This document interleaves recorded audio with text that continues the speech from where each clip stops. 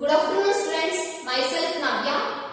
In previous class, you have studied about change in pressure as well as temperature based on states of matter.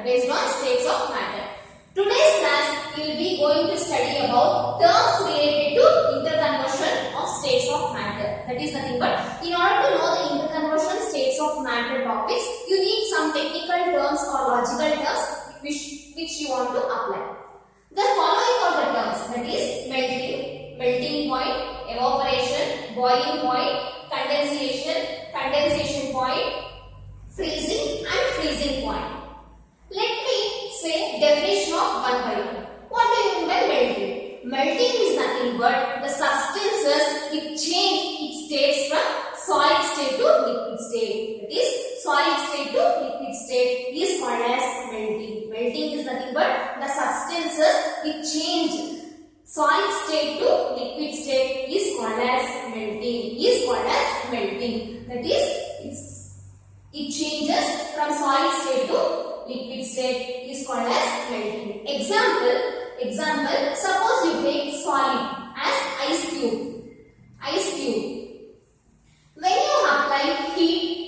When you apply heat, obviously this ice cube, whatever it is there, it comes to form water. That is, water it is nothing but liquid. This is about melting. Melting is nothing but the substance should change from its solid state to liquid state is called as melting. Next, melting point. Melting point is nothing but the fixed temperature of a substance where it gets changed from solid state to liquid state is called as melting point.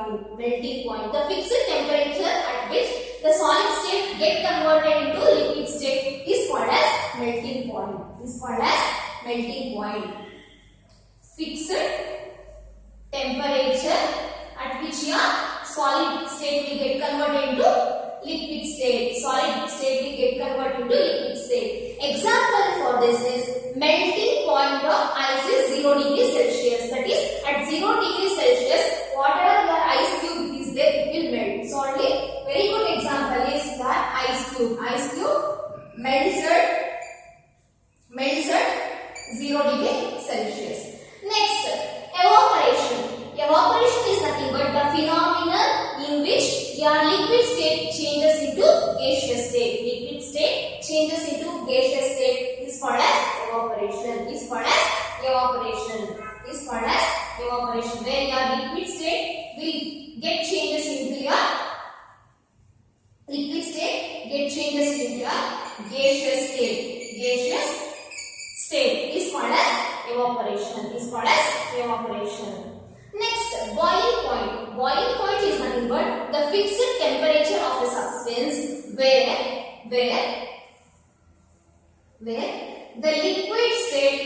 liquid state changes into gaseous or vapor state is called as boiling point. The fixed temperature of a substance where the liquid changes or liquid converts into a gaseous or vapor state. Just if you apply heat for a liquid, it undergoes boiling. After undergoing boiling, your liquid state changes into a gaseous state at a certain temperature. Example, boiling point of water is 100 degrees Celsius.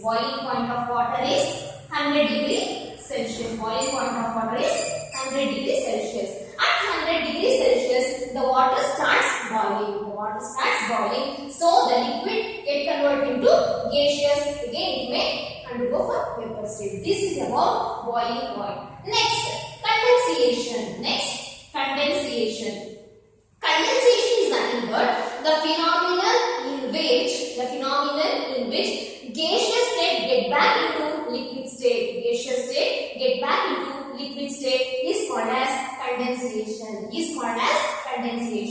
Here, gaseous state get back into liquid state. Is called as condensation. Very good example for condensation is when you are cooking, you will close the vessel. If you open the vessel, there will be bubbles collected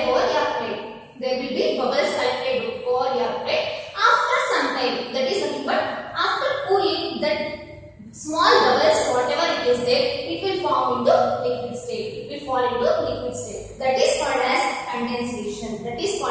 condensation. Next, condensation point. Condensation point. The condensation point is nothing but where liquid undergoes change into a steam. Liquid undergoes change into steam is called as condensation point. Example, boiling point of steam, or condensation point of steam is equals to 100 degrees Celsius. 100 degrees Celsius. This is about condensation point.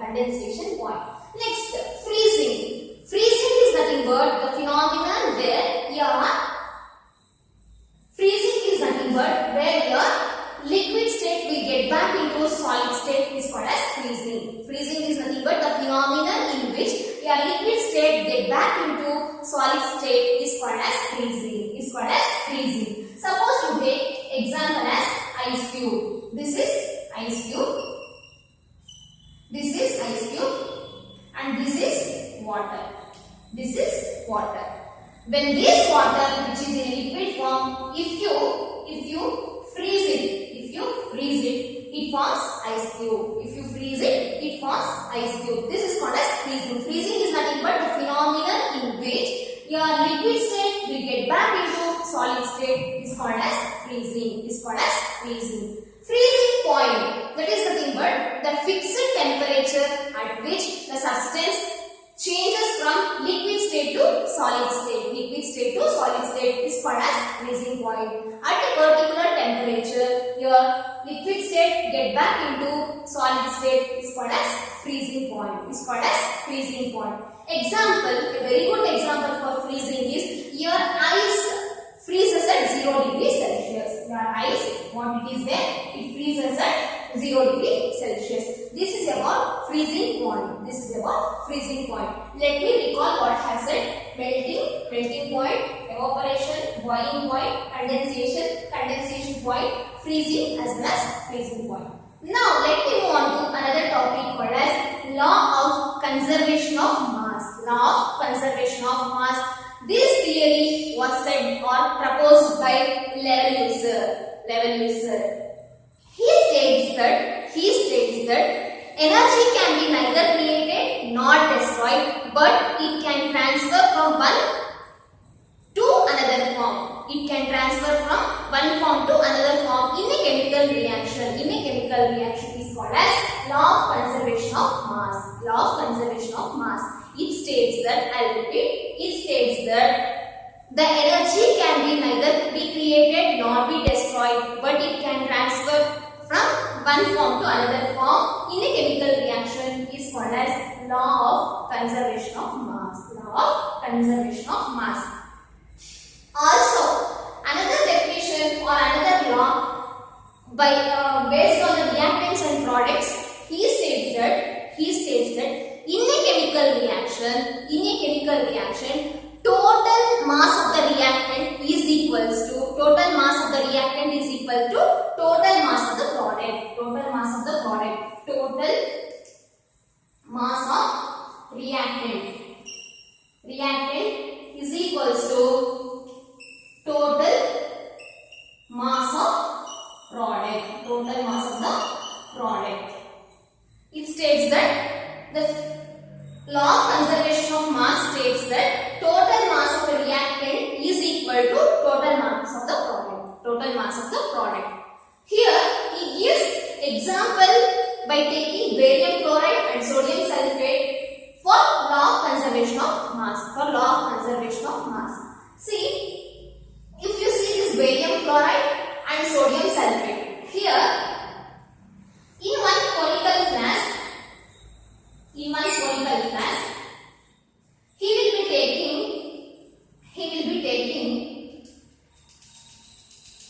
a sodium sulfate solution, and in one of the test tube, he will be taking barium chloride solution separately. He will measure 5 ml of barium chloride in the test tube and he will drop in the conical flask without in contact with sodium sulfate solution. Here, sodium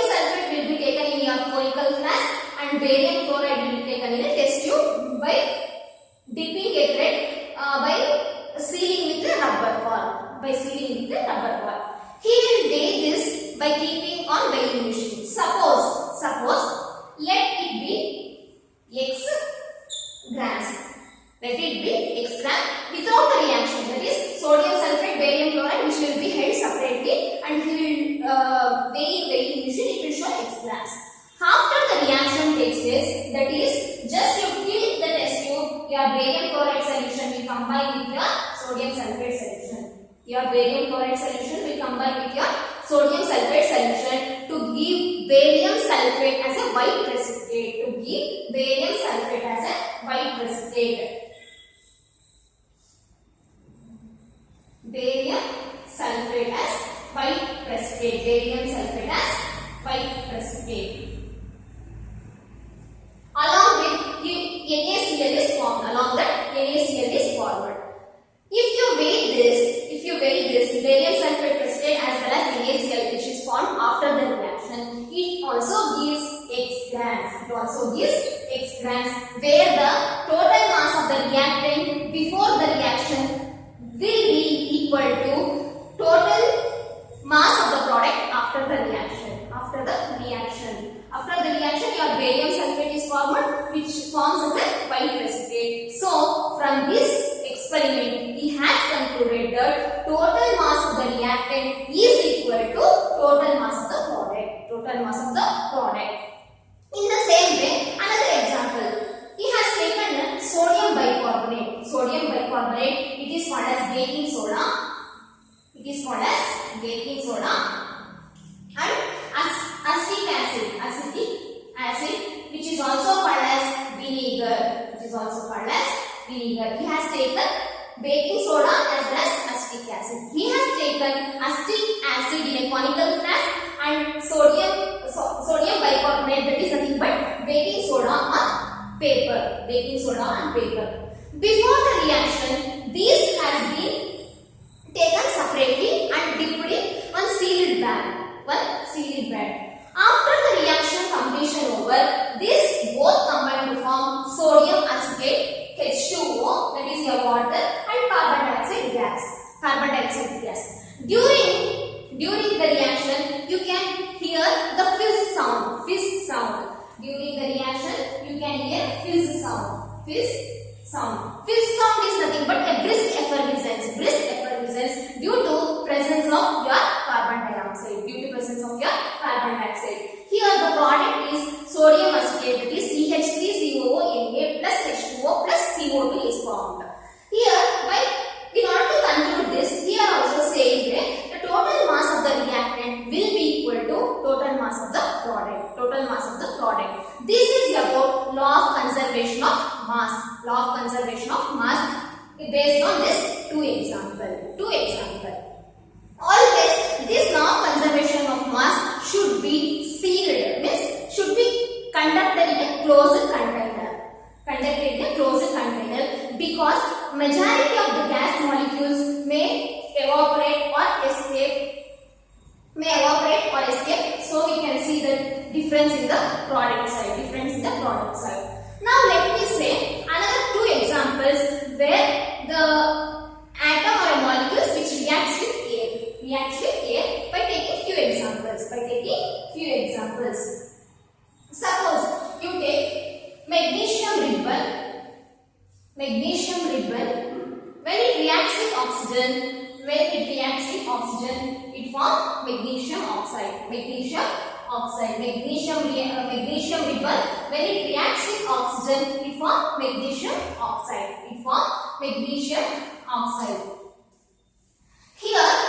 Here, mass of the reactant will be some difference with mass of product. This is because we can't weigh this oxygen content which is present in the atmosphere. So, there will be a slight difference in the mass of the reactant as well as mass of the product. This concludes your